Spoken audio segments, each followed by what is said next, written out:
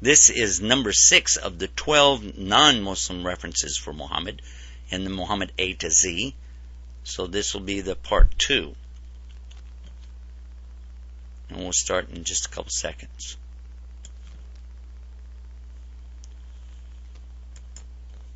Bismillah, alhamdulillah. We'd like to pick up where we left off. We were talking about the non-Muslims who had considered Muhammad, peace and blessing be upon him, as a great and laudable man. We'll go with number 6 of the 12.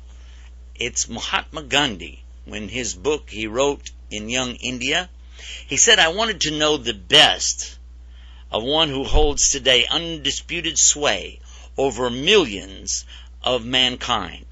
I became more than convinced it was not the sword that won a place for Islam in those days in the scheme of life. It was the rigid simplicity, the utter self-effacement of the Prophet, the scrupulous regard for his pledges, his intense devotion to his friends and followers, his intrepidity, his fearlessness, his absolute trust in God and his own mission.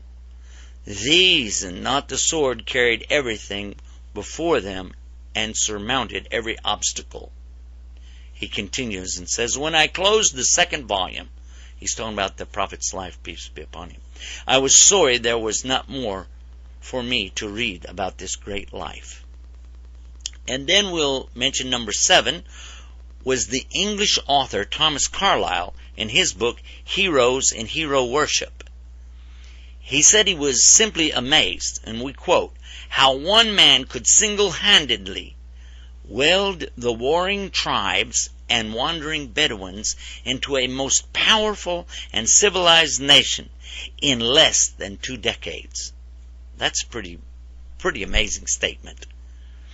Number 8 is Diwan Chand Sharma, who says about the prophets of the East, "Muhammad was the soul of kindness, and his influence was felt and never forgotten by those around him." That was written in 1935 in Calcutta. We want now to mention number 9. This is from Sarojini Naidu, who was the poetess of India. And she says, "It was the first religion that preached and practiced democracy.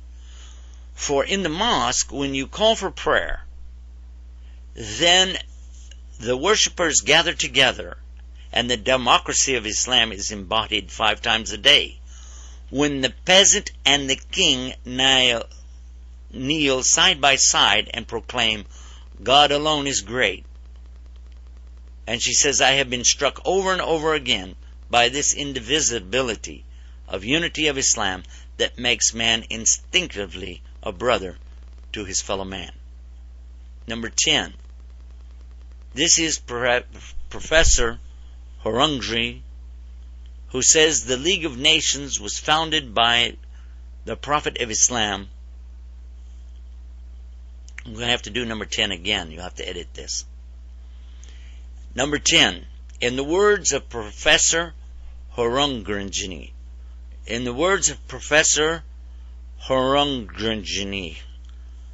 this guy needs to change his name. In the words of the great Professor Horungji, the League of Nations, founded by the Prophet of Islam, put the principle of international unity and human brotherhood on such universal foundations as to show candle to other nations. And he continues, "The fact is that no nation of the world can show a parallel to what Islam has done towards the realization of the idea of the League of Nations." Number 11 is Edward Gibbon and Simon Oakley on the profession of Islam. They write about the history of the Saracen empires, and they begin with the quote of the testimony of faith in Islam, which is, "I believe in one God and Muhammad, an apostle of God." This is the simple and invariable profession of Islam. The intellectual image of the deity has never been degraded by any visible idol.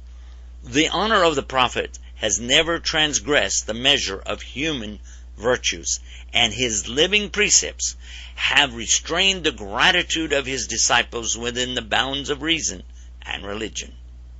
This was written in 1870, and it's on page 54 of History of the Saracen Empires. Now we'll move to number 12. Wolfgang Goethe, perhaps the greatest European poet ever, writes about the Prophet Muhammad, peace be upon him, and he says, "He is a prophet and not a poet. Therefore, the Quran is to be seen as divine law and not as a book of a human being, made for education or entertainment." Now we've listened to what 12 non-Muslims have had to say about this great man, Muhammad. We'd like to begin our A to Z for you in our next chapter coming up right now.